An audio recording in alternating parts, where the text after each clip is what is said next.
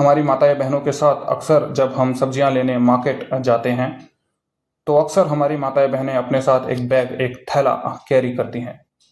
इस थैले का काम उन तमाम सब्जियों को इकट्ठा व्यवस्थित तौर पर एक जगह रख लेना ताकि चीज़ें मैनेजेबल हो सके, हैंडी हो सके। अगर आप मेरी बात से अग्री करते हैं, सहमत हैं, तो कॉन्ग्रेचुलेशंस, आपने जीएसटी समझ लिया है। नमस्कार, एक्सप्लेन विथ हैरी चैनल में आपका स्वागत है। यहाँ हम कॉम्प्लेक्स टॉपिक को आसान भाषा में समझने की कोशिश कर रहे हैं। देखिए, पीएम मोदी ने आज देश को संबोधित करते हुए जीएसटी 2.0 को लॉन्च किया है। पिछली वीडियो में हमने इन्फ्लेशन, आरबीआई और उसके द्वारा यूज किए जाने वाले बेसिस पॉइंट के बारे में समझा था, और आज हम उसी इन्फ्लेशन को कम करने के लिए सरकार द्वारा उठाए गए इस कदम जीएसटी 2.0 और उसके साथ आने वाली एक बहुत बड़ी प्रॉब्लम को भी समझेंगे। देखिए, अब क्योंकि इस चैनल का उद्देश्य चीज़ों को सिंप्लीफाई करके समझाने का है, इससे पहले हम जीएसटी 2.0 या उसके साथ आने वाली उस प्रॉब्लम को समझें। हम समझेंगे दरअसल जीएसटी होता क्या है और आखिर ये सिस्टम काम भी कैसे करता है। देखिए, जीएसटी 2017 में गवर्नमेंट द्वारा इंट्रोड्यूस किया गया था। उससे पहले देश में कई अलग तरह के टैक्स लिए जाते थे, जैसे कि वैल्यू एडेड टैक्स, जिसे हम वैट कहते हैं, excise duty, service taxes, entry taxes और भी कई तरह के टैक्सेस। देखिए, value added tax state government द्वारा लिया जाता था किसी भी गुड्स पे, ठीक है। जो एक्साइज टैक्स है वो सेंट्रल गवर्नमेंट द्वारा लिया जाता था किसी भी मैन्युफैक्चरिंग पे, ठीक है। देखिए, सर्विस टैक्स भी जो है वो सेंट्रल गवर्नमेंट द्वारा लिया जाता था किसी भी सर्विसेज पे, ठीक है। जो पैसा आप डॉक्टर को देते हैं, किसी इंजीनियर को देते हैं, उसकी सेवाएं लेने के लिए, सर्विस लेने के लिए, वो सर्विस टैक्स में काउंट होता था। एंट्री टैक्स किसी भी भारत देश के किसी भी राज्य से दूसरे राज्य में जाने वाले गुड्स पे लगने वाला टैक्स एंट्री टैक्स माना जाता था। इसी तरह से इनसे काफ़ी ज़्यादा प्रॉब्लम भारत सरकार को फेस करनी पड़ रही थी, बिजनेसेस को फेस करनी पड़ रही थी। जैसे कि देखिए, एक बहुत बड़ा इकोनॉमी में कॉन्सेप्ट होता है cascading effect.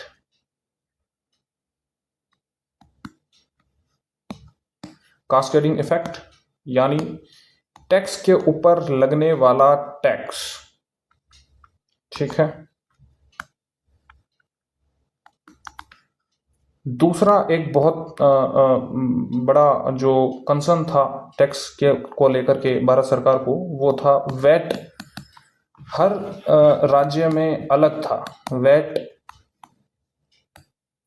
Varies state to state.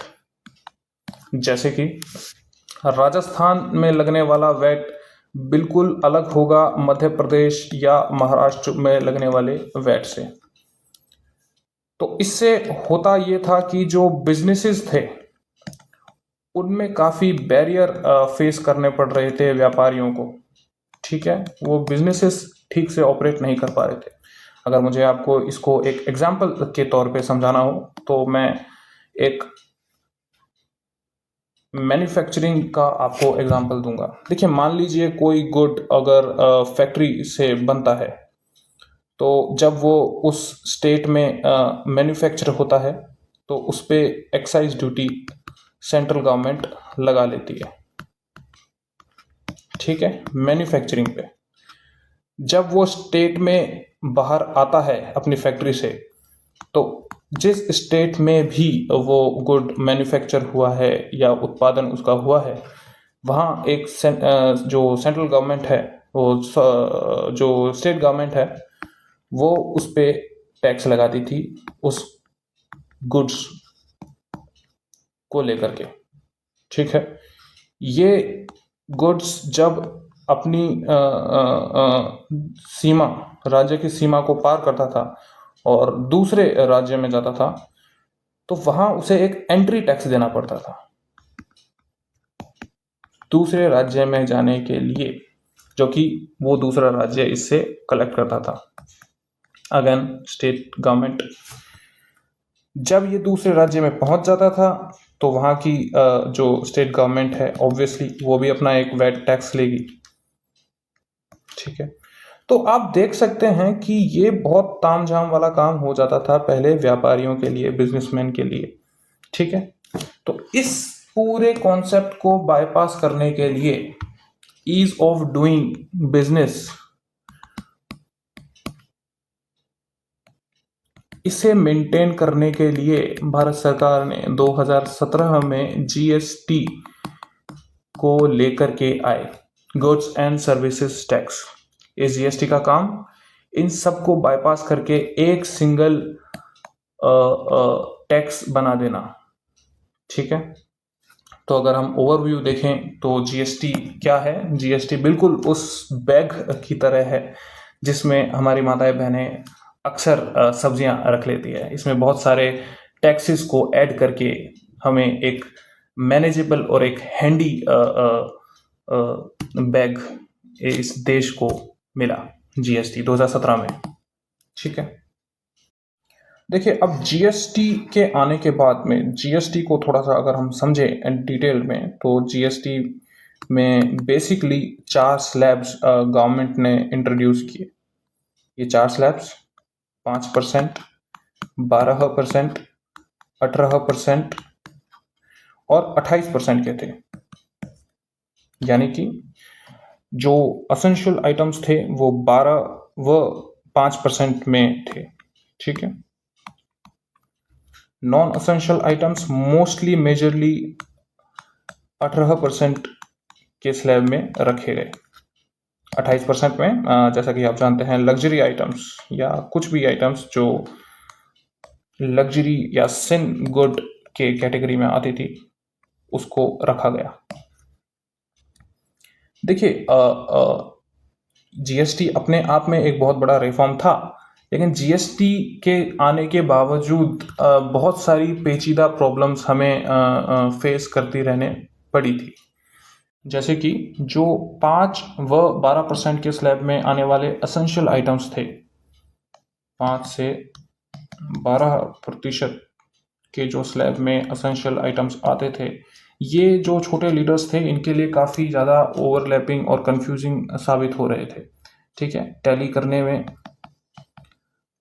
Enlisting करने में काफ़ी इनको प्रॉब्लम्स का सामना करना पड़ता था। सीएज हायर करने पड़ते थे, और जो कि एमएसएमई के नज़रिए से तो वायबल फिजिबल नहीं है। ठीक है, तो इस वजह से इन छोटी छोटी दिक्कतों की वजह से गवर्नमेंट ने 2025 में फाइनली जीएसटी में कुछ रिफॉर्म्स लेकर के आई है, जिसे अभी देश में कहा जा रहा है जीएसटी 2.0। ठीक है, आप समझेंगे ये जीएसटी 2.0 क्या है, क्यों आया है, इसमें क्या नई चीज़ें हमारे सामने आई है, क्या इसकी प्रॉब्लम्स रहेंगी।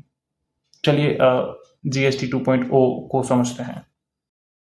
जैसे कि जीएसटी में जो हमने 5 तरह के स्लैब्स देखे, 5%, 12%, 18% व 28%। अब इन्हें मेजरली 2 तरह के स्लैब्स में कन्वर्ट कर दिया गया है। एक स्लैब्स अलग से गुड्स के लिए रखा गया है, वो 40% का स्लैब है, और उसे अल्ट्रा लग्जरी आइटम्स और एक डीमेरिट स्लैब के तहत अलग से रखा गया है। मेनली हम फोकस करेंगे जो 2 असेंशियल और नॉन सो असेंशियल आइटम के स्लैब्स सरकार ने जीएसटी 2.0 के तहत हमें बताए हैं। ये स्लैब्स होंगे 5% व 18%। देखिए अब जो 12% और 18% का मेजर पोर्शन था वो दरअसल 5% में आ चुका है। ऑब्वियसली ये 3 मिलाकर के अब 5% में काउंट होगा।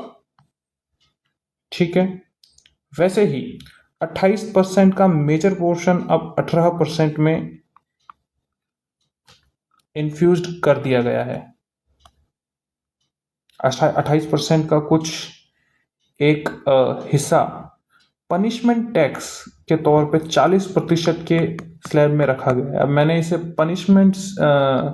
पनिशमेंट टैक्स क्यों कहा है, इसका एक कारण है। देखिए 40% के जो गुड्स पे टैक्स लगेंगे, ये जाहिर तौर पे जो बहुत हाई एंड बाइक्स हैं, कार्स हैं, लग्जरी कार्स हैं, उन पे ये टैक्स लगेगा जाहिर तौर पे, जो कि समझ में भी आता है। लेकिन साथ ही साथ इस पे टोबैको,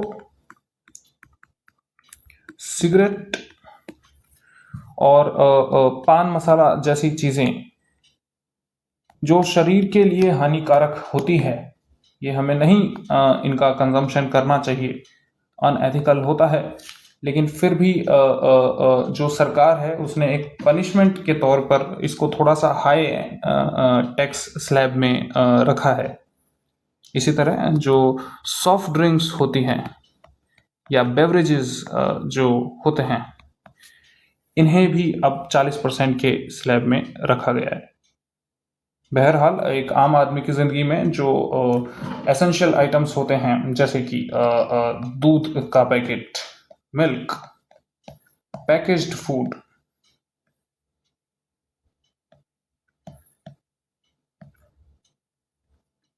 ग्रोसरी आइटम्स,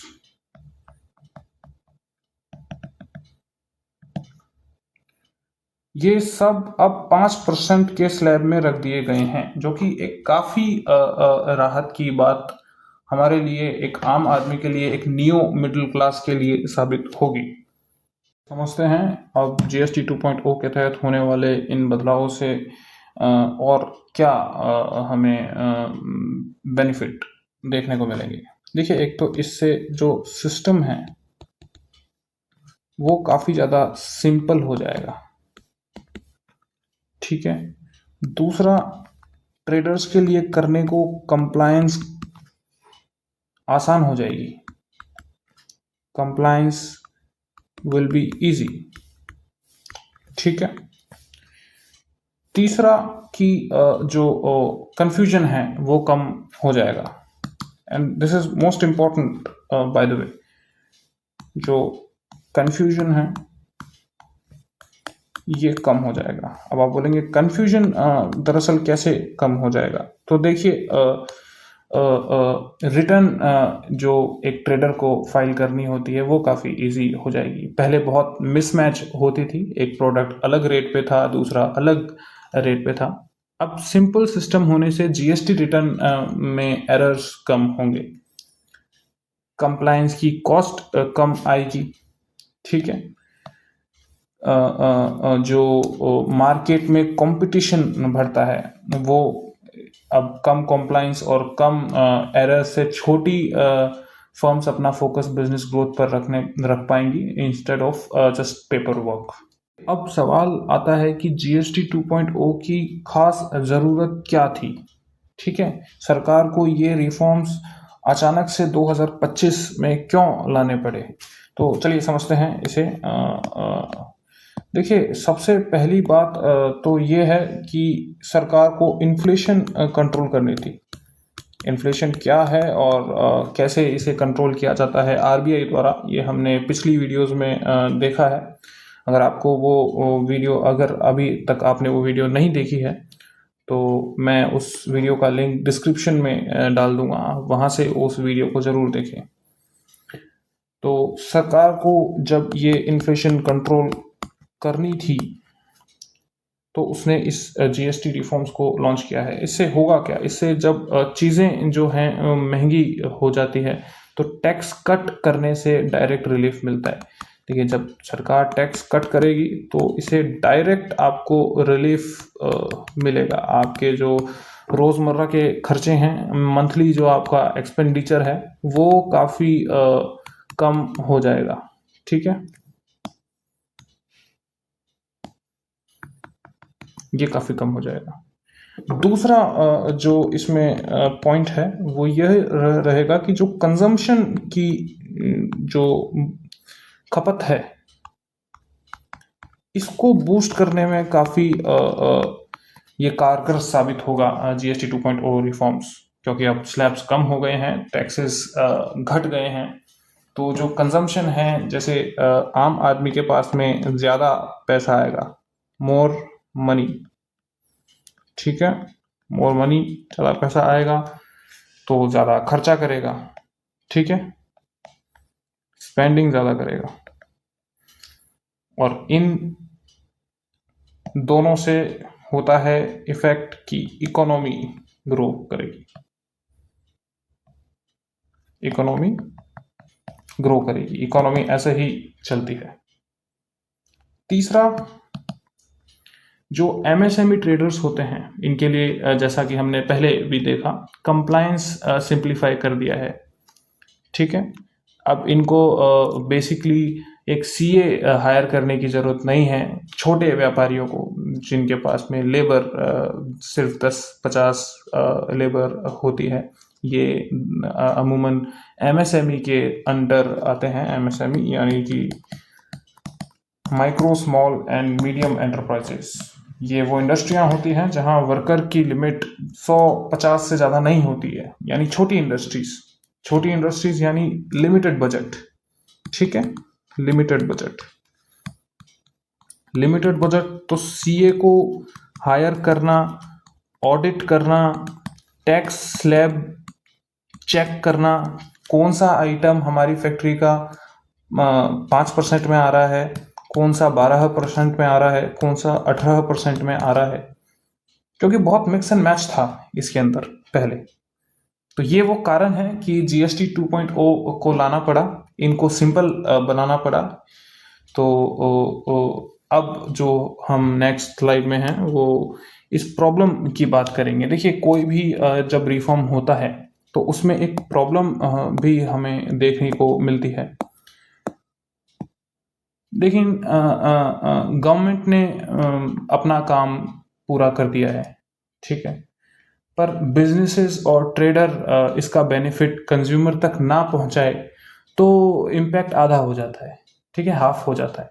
कई बार होता है कि कंपनीज कहती है रॉ मटेरियल कॉस्ट बढ़ गया है, प्राइजेस आगे से ही हमारे पास में महंगे आ रहे हैं, ठीक है, आगे से माल ही महंगा आ रहा है। इस तरह की बातें अक्सर हमें कंज्यूमर को बताई जाती है, समझाई जाती है, पट्टी पढ़ाई जाती है, ठीक है, और हम अमूमन उनके झांसे में आ जाते हैं, ठीक है। इससे होता यह है कि आम आदमी को उसका हक जो है वो नहीं मिल पाता है, वो रिलीफ जो वो चाहता है, सरकार चाहती है कि उसको मिले, वो उसको नहीं मिल पाती है, ठीक है। इसलिए अवेयरनेस बहुत ज़रूरी है इस GST 2.0 के तहत, कि आपको अपने बिल जो आप किसी भी प्रोडक्ट को खरीदते हैं तो आपको उसका ऑथेंटिक